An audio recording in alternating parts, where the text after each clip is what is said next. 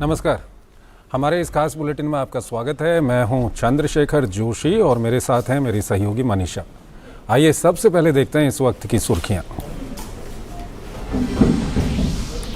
आज राष्ट्रीय प्रौद्योगिकी दिवस पर प्रधानमंत्री मोदी ने की 5800 करोड़ रुपए से अधिक की कई वैज्ञानिक परियोजनाओं की शुरुआत। वैज्ञानिक और तकनीकी प्रगति का प्रदर्शन करने वाले एक्सपो का किया उद्घाटन। कहा, प्रौद्योगिकी को देश की प्रगति देने का एक टूल मानता है भारत।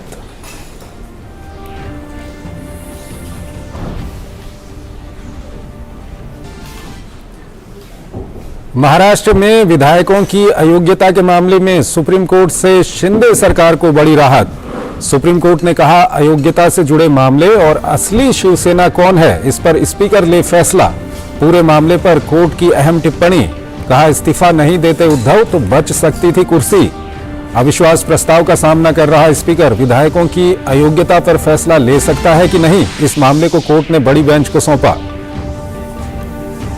केंद्र और दिल्ली सरकार के बीच राष्ट्रीय राजधानी में प्रशासनिक सेवाओं पर नियंत्रण को लेकर लंबे समय से चल रहे विवाद पर सुप्रीम कोर्ट में 5 जजों की पीठ ने सर्वसम्मति से सुनाया फैसला।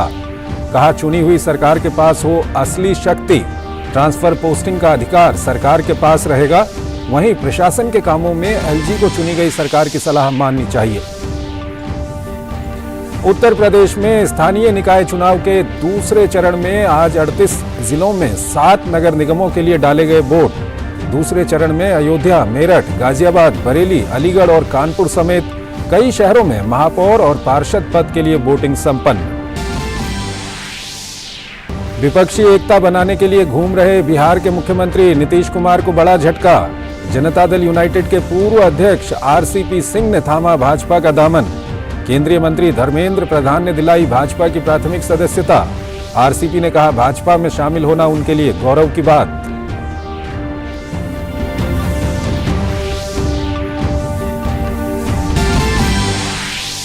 चक्रवात मोखा के बांग्लादेश म्यांमार तट की ओर बढ़ने का अनुमान। ओडिशा और आंध्र प्रदेश के तटीय क्षेत्रों में नहीं होगा कोई असर। एहतियात के तौर पर रविवार तक मछुआरों को समुद्र में नहीं जाने की सलाह।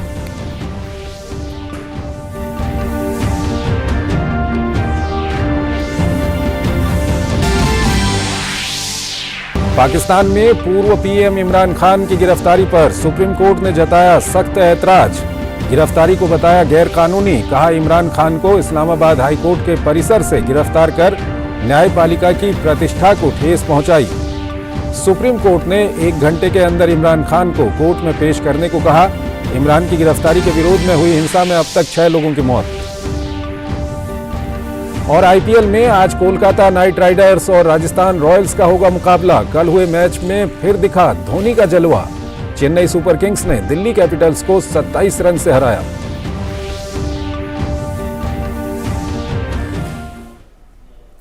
और आइए अब खबरों को विस्तार से देखते हैं। प्रधानमंत्री नरेंद्र मोदी ने दिल्ली के प्रगति मैदान में राष्ट्रीय प्रौद्योगिकी दिवस 2023 के अवसर पर आयोजित कार्यक्रम का उद्घाटन किया। इस अवसर पर प्रधानमंत्री ने एक प्रदर्शनी का भी शुभारंभ किया। पीएम मोदी ने प्रदर्शनी का अवलोकन भी किया। प्रधानमंत्री मोदी के हाथों कार्यक्रम के शुभारंभ के साथ ही राष्ट्रीय प्रौद्योगिकी दिवस के 25वें वर्ष के समारोह का भी शुभारंभ हो गया। इन्हें 14 मई तक आयोजित किया जाएगा। इस अवसर पर प्रधानमंत्री मोदी ने एक स्मारक डाक टिकट और स्मारक सिक्का भी जारी किया।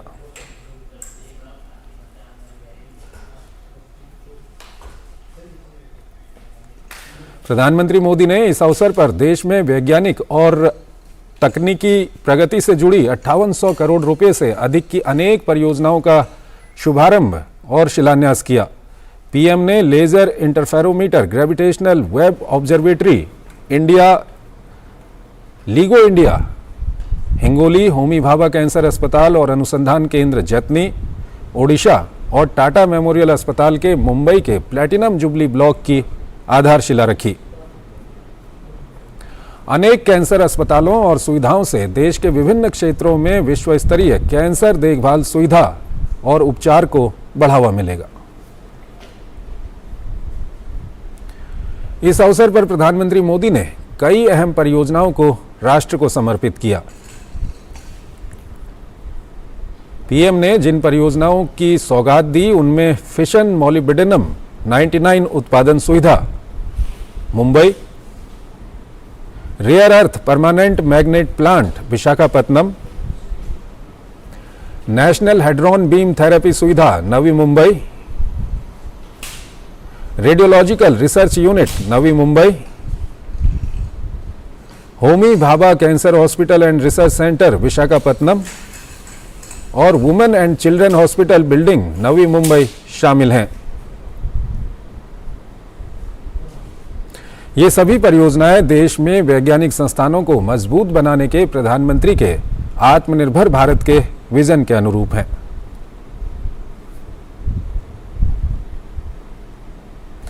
अपने संबोधन में प्रधानमंत्री मोदी ने विश्वास व्यक्त किया कि इन सभी परियोजनाओं से देश को बहुत लाभ मिलेगा। प्रधानमंत्री मोदी ने कहा कि देश की विकास यात्रा में तकनीक हर कदम पर अहम भूमिका निभा रही है।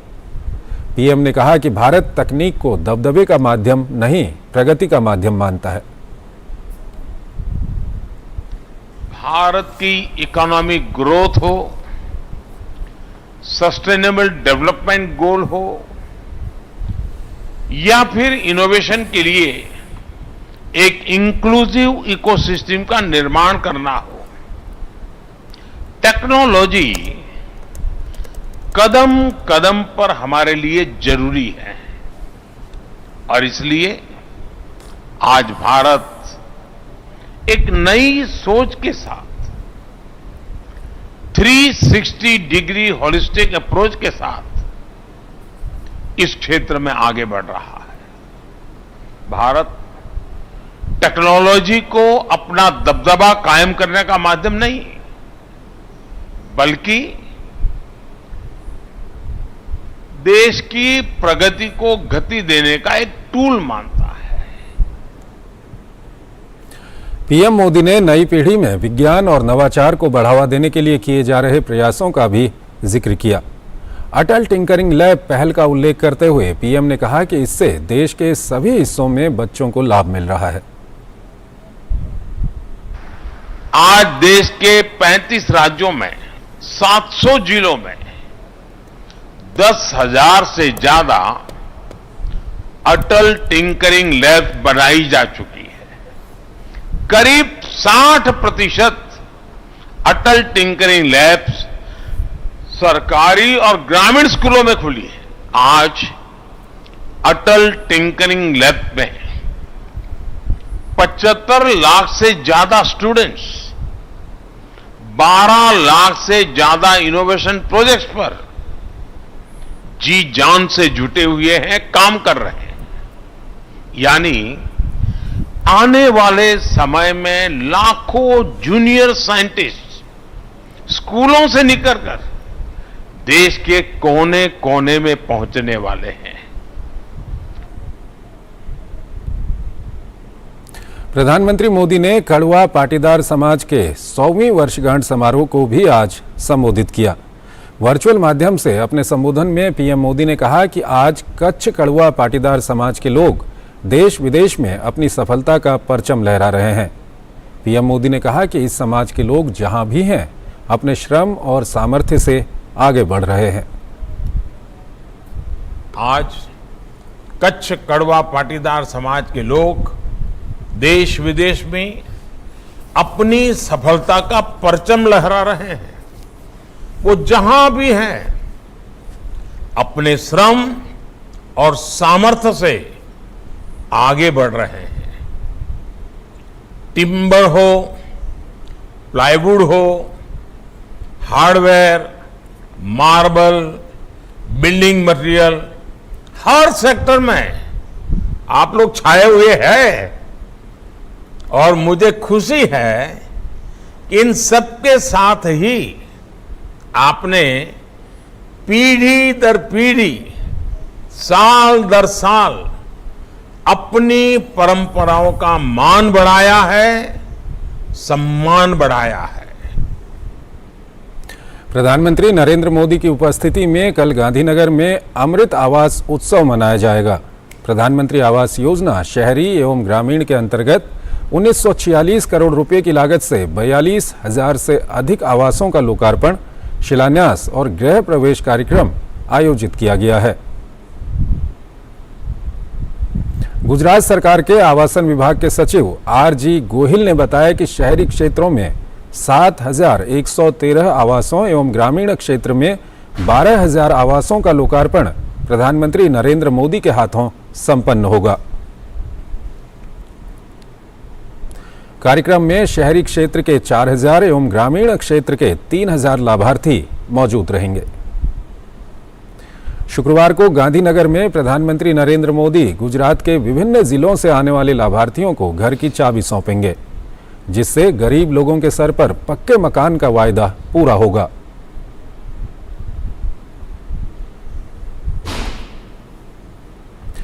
केंद्रीय खेल मंत्री अनुराग सिंह ठाकुर ने कहा है कि धरना दे रहे खिलाड़ियों ने कमेटी की मांग की थी, जिसका गठन कर जांच की गई। पुलिस को भी एफआईआर दर्ज करने के लिए कहा गया है और उन्होंने भी एफआईआर दर्ज की। उच्च न्यायालय ने मामले को खारिज करते हुए कहा कि आगे की कार्रवाई के लिए निचली अदालत जाएं। उन्होंने जो बातें रखी वो पूरी हुई हैं। मेरी खिलाड़ियों से अपील है कि वो अपना धरना समाप्त करें और जांच पूरी होने का इंतजार करें। खिलाड़ियों ने कमेटी की मांग की थी, कमेटी का गठन किया गया, जांच की गई, कमेटी ने अपनी रिपोर्ट सौंपी, आईओए को अडॉक कमेटी बनाने के लिए कहा, अडॉक कमेटी का गठन कर दिया गया, अडॉक कमेटी ने अपना कामकाज शुरू कर दिया। अब पुलिस को एफआईआर दर्ज करने की किया, पुलिस ने एफआईआर दर्ज की है। स्वयं दिल्ली पुलिस ने कहा कि हम एफआईआर दर्ज करेंगे और जांच करेंगे। सुप्रीम कोर्ट ने केस खारिज करते हुए यहाँ तक कहा कि आगे जाना है तो लोअर कोर्ट में या मजिस्ट्रेट के पास आप जाएं। अब ये सब बातें जो चाही थी वो हुई है। मेरा अभी भी उनसे अनुरोध है, अपना धरना समाप्त करें, जांच पूरी होने दें और जांच पूरी होने का इंतजार करें। शिंदे सरकार को आज सुप्रीम कोर्ट से बहुत बड़ी राहत मिल गई है। आखिरकार पिछले साल जो महाराष्ट्र पर सियासी संकट आया था, उसकी तस्वीर अब अदालत ने साफ कर दी है। लेकिन अदालत ने स्पीकर, राज्यपाल और चुनाव आयोग के कुछ फैसलों पर भी टिप्पणी की है। ताजा फैसले के मुताबिक उस समय शिवसेना के बागी हुए 16 विधायकों की अयोग्यता से जुड़े मामले में स्पीकर फैसला लेंगे। सीजेआई ने फैसले में कहा कि राज्यपाल को भेजे गए किसी भी पत्र में बागी विधायकों ने यह नहीं कहा कि वो सरकार से समर्थन वापस ले रहे हैं। सीजेआई ने साफ कहा कि पार्टी की ओर से नियुक्त किए गए व्हिप की भूमिका महत्वपूर्ण होती है और व्हिप जारी करने का अधिकार राजनीतिक दल के नेता को है, न कि विधायक दल के नेता को। दरअसल शिंदे ग्रुप की यह दलील थी कि इसे खारिज किया जाए। सीजेआई ने कहा कि जुलाई 2022 में व्हिप की नियुक्ति करते समय स्पीकर को पता था कि शिवसेना में 2 गुट बन चुके हैं। बावजूद इसके स्पीकर ने यह जानने की कोशिश नहीं की कि शिवसेना का असली व्हिप कौन है, सुनील प्रभु या एकनाथ शिंदे गुट की तरफ से नामित गोगावले। साथ ही असली शिवसेना कौन है, इसका फैसला भी स्पीकर को करने का अधिकार दिया गया है। सीजेआई ने कहा कि चुनाव आयोग केवल विधान दल की स्थिति के अनुसार असली पार्टी तय नहीं कर सकता। सीजेआई ने राज्यपाल की भूमिका पर भी सवाल उठाए और कहा कि संविधान और कानून के मुताबिक राज्यपाल को ऐसा कोई निर्णय नहीं लेना चाहिए जो राजनीतिक हो। रही बात उद्धव ठाकरे की, तो अदालत ने कहा कि उद्धव ठाकरे ने खुद इस्तीफा दिया था और उन्होंने बहुमत परीक्षण की प्रक्रिया नहीं अपनाई थी, इसलिए कोर्ट उनके इस्तीफे को नहीं पलट सकता। हालांकि अविश्वास प्रस्ताव का सामना कर रहे विधानसभा अध्यक्ष विधायकों की अयोग्यता पर फैसला ले सकते हैं या नहीं, ये मामला कोर्ट ने बड़ी बेंच को रेफर कर दिया है। They have taken oath because there was nobody at that time, and they have simply said that the decision to call for this for the forming of the government which was decided by the governor was not in accordance with law. The court has clarified that had Mr. Thackeray would not have resigned, then in that scenario status quo ante would have been granted. But now since he had resigned himself, therefore court can't do anything. Maharashtra के मुख्यमंत्री एकनाथ शिंदे ने महाराष्ट्र राजनीतिक संकट पर supreme court के फैसले का स्वागत किया और कहा कि ये सत्य की जीत है। आज आखिर में सत्यमेव जयते कहते हैं, सत्य का विजय हुआ है और सर्वोच्च न्यायालय में जो महाराष्ट्र सरकार की जो केस थी उसमें ये सरकार जो है हमने गठित किया हुआ शिवसेना भाजपा का वो कानूनी तौर से घटनात्मक दृष्टि से योग्य है, इसमें शिक्कामोर्तब हुआ है। अब घटना बाह्य बोलने वालों को ये सुप्रीम कोर्ट के निर्णय ने काल बाह्य कर दिया है और हमने हमेशा कहा है कि जो भी निर्णय होगा मेरिट पे होगा। लोकशाही में बहुमत को महत्व होता है। वहीं आगे महाराष्ट्र के उप मुख्यमंत्री देवेंद्र फडणवीस ने कहा कि आज सुप्रीम कोर्ट ने महाविकास अघाड़ी के मंसूबों पर पानी फेर दिया है। सुप्रीम कोर्ट का आभार व्यक्त करते हैं। जो लोग ये कहते थे कि ये सरकार संवैधानिक नहीं है, उनको इसका जवाब मिल गया होगा, बशर्ते वो अगर सुप्रीम कोर्ट को मानते हो तो। क्योंकि कई बार सुप्रीम कोर्ट पर भी वो प्रश्न चिन्ह लगाते हैं। तो अगर देश के संविधान को और सुप्रीम कोर्ट अगर वो मानते होंगे तो आज उनको इस बात का जवाब पूर्ण तरीके से मिल गया कि श्री एकनाथ शिंदे जी के नेतृत्व की सरकार ही संवैधानिक है, पूरे तरीके से लेजिटिमेट और लीगल सरकार ये है। उप मुख्यमंत्री ने कहा कि नैतिकता की बात करना उद्धव ठाकरे को शोभा नहीं देता। मैं उनसे पूछता हूं कि भाजपा के साथ चुनकर आए और मुख्यमंत्री बनने के लिए कांग्रेस और एनसीपी के साथ जब गए तब नैतिकता को कौन से डिब्बे में डाला था। नैतिकता की बात करना उद्धव ठाकरे जी को शोभा नहीं देता, क्योंकि मैं उनको सवाल पूछना चाहता हूं कि बीजेपी के साथ चुनकर आए और मुख्यमंत्री की कुर्सी के लिए कांग्रेस एनसीपी के साथ आप गए, उस समय इस नैतिकता को कौन से डिब्बे में आपने बंद किया था, इसका जवाब आप दीजिए। मूल रूप से उद्धव जी, आपने नैतिकता के आधार पर इस्तीफा नहीं दिया था, आपने डर के कारण इस्तीफा दिया था, क्योंकि आप जानते थे कि आपके लोग आपको छोड़कर चले गए हैं, आप विश्वास मत प्रस्ताव नहीं जीतेंगे और एक प्रकार से हारने के बाद शर्मसार होना, इसको टालने के लिए आपने इस्तीफा दिया था। वहीं महाराष्ट्र के पूर्व राज्यपाल भगत सिंह कोश्यारी ने कहा कि मैं सिर्फ संसदीय और विधायी परंपरा जानता हूं और उस हिसाब से मैंने तब जो कदम उठाए सोच समझकर उठाए। जो मसला सुप्रीम कोर्ट में था उस मसले पर सुप्रीम कोर्ट ने अपना निर्णय दे दिया है। उस निर्णय पर जो कानूनविद हैं वही अपनी राय व्यक्त करेंगे। मुझे नहीं लगता कि मैं चूंकि कानून का विद्यार्थी हूँ नहीं, मैं केवल संसदीय परंपराएं जानता हूँ और विधायी परंपराएं जानता हूँ। उस हिसाब से मैंने जिस समय जो भी कदम लिए सोच समझ के लिए, और जब किसी का इस्तीफा मेरे पास आ गया तो मैं क्या कहता, तुम मत दो इस्तीफा। केंद्र और दिल्ली सरकार के बीच राष्ट्रीय राजधानी में प्रशासनिक सेवाओं पर नियंत्रण को लेकर लंबे समय से चल रहे विवाद पर सुप्रीम कोर्ट में 5 जजों की पीठ ने अपना फैसला सुना दिया है। मुख्य न्यायाधीश DY चंद्रचूड़ की अगुवाई वाली 5 सदस्यीय संविधान पीठ ने फैसला सुनाते हुए कहा कि ये सर्वसम्मति का फैसला है। CJI ने कहा कि अगर एक चुनी हुई सरकार को अपने अधिकारियों को नियंत्रित करने का अधिकार नहीं होगा तो इससे जवाबदेही के सिद्धांतों की कड़ी अनावश्यक साबित हो जाएगी। CJI ने कहा है कि एक लोकतांत्रिक सरकार में वास्तविक शक्ति चुने हुए प्रतिनिधियों के हाथ में होनी चाहिए। CJI ने कहा कि अगर अधिकारियों को ये लगेगा कि जिस सरकार के अधीन काम कर रहे हैं उसका नियंत्रण उन पर नहीं है तो वो गैर जिम्मेदार हो सकते हैं। दिल्ली सरकार की कार्यकारी शक्तियां उसकी विधायी शक्तियों की तरह है, यानी जिन जिन मामलों में दिल्ली विधानसभा कानून बना सकती है उन पर एग्जीक्यूटिव के तौर पर भी उसका नियंत्रण है। दिल्ली में सरकारी सेवाओं पर दिल्ली सरकार का विधायी और कार्यकारी नियंत्रण है। केंद्र के पास केवल पब्लिक ऑर्डर, जमीन और दिल्ली पुलिस का अधिकार है। उत्तर प्रदेश में चल रहे स्थानीय निकायों के चुनाव के दूसरे चरण के लिए आज वोट डाले गए। इसके जरिए यूपी के नगर निगम, नगर पालिका और नगर पंचायत के स्थानीय निकायों का चुनाव हो रहा है। आज 38 जिले में 7 नगर निगम मेरठ, गाजियाबाद, बरेली, शाहजहांपुर, अलीगढ़, कानपुर नगर और अयोध्या में महापौर और पार्षद के पद के लिए वोट डाले गए। इसके लिए कुल 6,111 मतदान स्थल और 1,798 मतदान केंद्र बनाए गए थे। मतदान सुबह 7 बजे से शाम 6 बजे तक हुआ।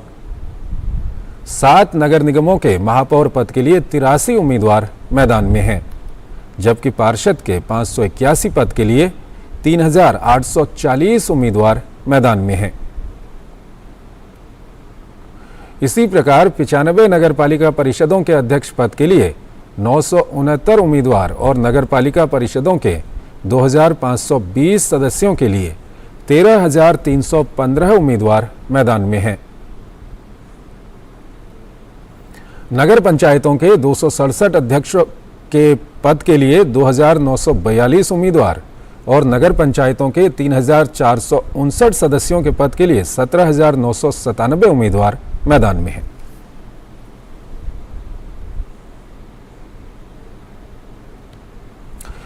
एक 150 से ज्यादा स्टार्टअप्स देश की पहली माइनिंग स्टार्टअप समिट का हिस्सा बनने जा रहे हैं।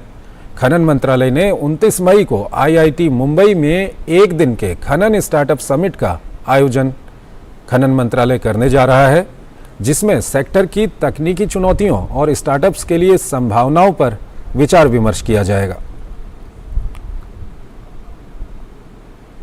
कि हम स्टार्टअप्स को एक जगह लाएं, हम बड़ी इंडस्ट्रीज को एक जगह लाएं, क्योंकि ये इंडस्ट्रीज ही हैं जो कि उनको बिजनेस अपॉर्चुनिटी देंगी।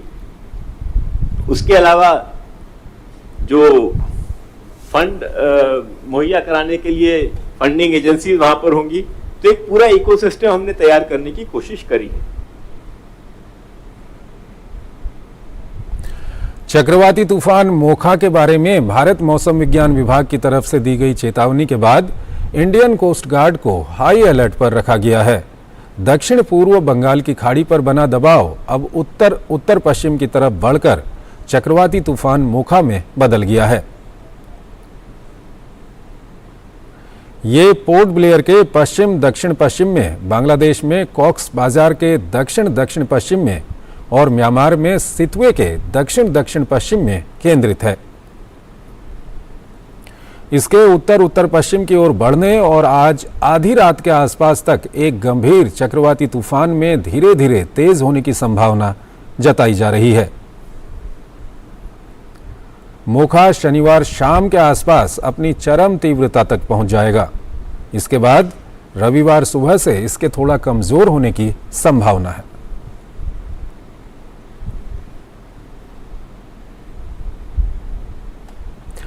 पाकिस्तान के पूर्व प्रधानमंत्री और तहरीक-ए-इंसाफ PTI के चीफ इमरान खान की गिरफ्तारी को लेकर आज सुप्रीम कोर्ट में सुनवाई हुई।